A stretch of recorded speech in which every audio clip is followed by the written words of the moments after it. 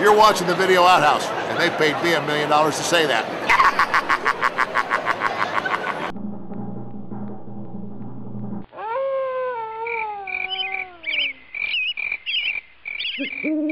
Comic book man wrestles with his conscience.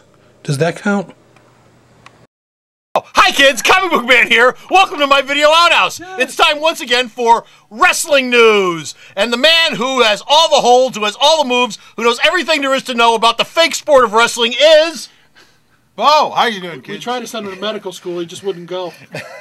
I'm actually Dr. Hey, Bo, look. Shiny. First up, Drop change all over the Jim Ross was flown home after having another attack of Bell's palsy, which is a serious story. Yes. What's up with that? It happened Tuesday. He saw his doctor. His doctor said you're fine. They gave him medication. He cannot do the pay-per-view, which is tomorrow, bragging rights. Nobody knows exactly when he'll be back on television. His voice is fine, but he suffered his third attack of Bell's palsy. The last time he had one was when he was informed about the death of his mother, and he had one before that one. And if you've listened to Jim Ross talk, if you listen to Jim Ross when he was working in WCW, you listen to Jim Ross now, he does sound differently because of the Bell's palsy. But they said this time around, though, his voice is fine. And he was actually at the Oklahoma football game as we're taping this right now. Okay. So he's going to be better. He's going to be better. How many attacks of Bell's palsy can you have in a lifetime?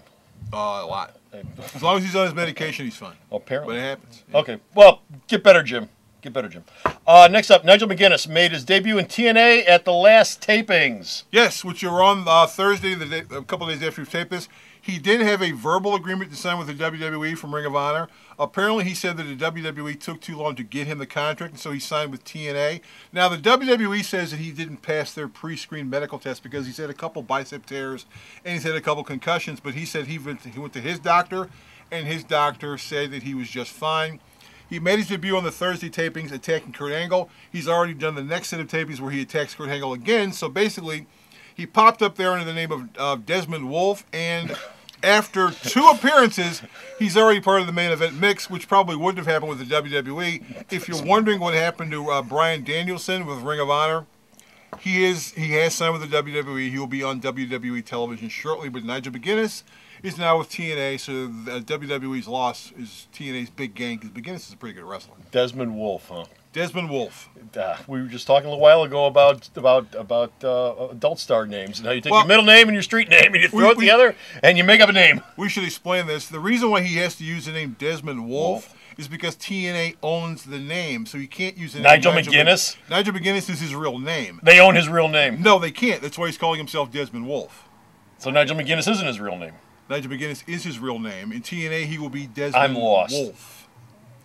TNA owns... So moving on! Chris Sabin had a scare at a TNA taping. What happened to Chris? Get a chalkboard. He had a bad bump in the match, which was also on the Thursday TV taping. He suffered a stinger when he was in a match with 3D. Yeah. He went back. He's fine now, but Kevin Nash was a little upset because after he took this bad bump on the back of his neck, they didn't stop the match. And so while the match was going on, Sabin's laying on the ground going, ow, ow, ow. So he went out and he did a promo in front of the crowd, which basically ripped the TNA people a new butthole. And then he went backstage and said, 3D should have basically protected the guy a little more better. Okay. Lance McNaught, who wrestled as Lance Cade, yet another phony name for a real name, is up to what? He's back with the WWE, boys and girls. He's back. He was cut because he had a seizure on a flight back home, and they thought it was because of some medication. He was taking painkillers.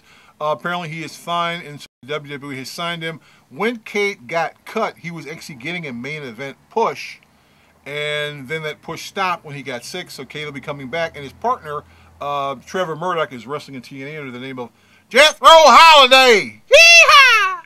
You do that real good for a black man. Thank you. Okay. I got friends and relatives live in Memphis. Good for you. Kim Couture and Tara, that angle, that feud is heating up. It's heating up. It's hot as a pistol. Tex.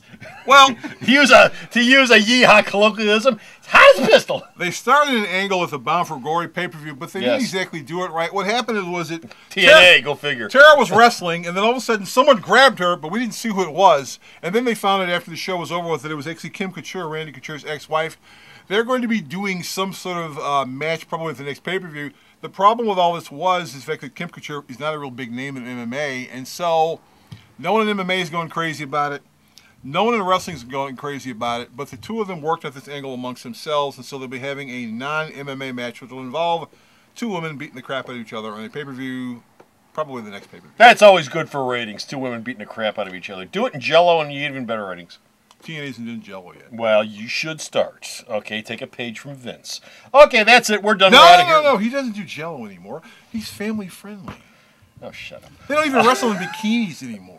Stop by the store's website. The Breaking Point or Bragging Rights. Bragging Rights pay-per-view happening tomorrow. Is this weekend. His pre-show review is already up on it. By the time you see this, the event will be over with. But then his review will be up for it. So stop over the website, read his review of the Bragging Rights pay-per-view. Until next time, this is Comic Book Man and Bo. www.myalternatereality.com. Yeah, that's it. That's the website. Go there, check it out. He posts up news all the time. I send it to him, and then 9 months later, he puts it up. All he wanted you to do is say bye. Smooth as silk. So long, bye, girls. Can I do it?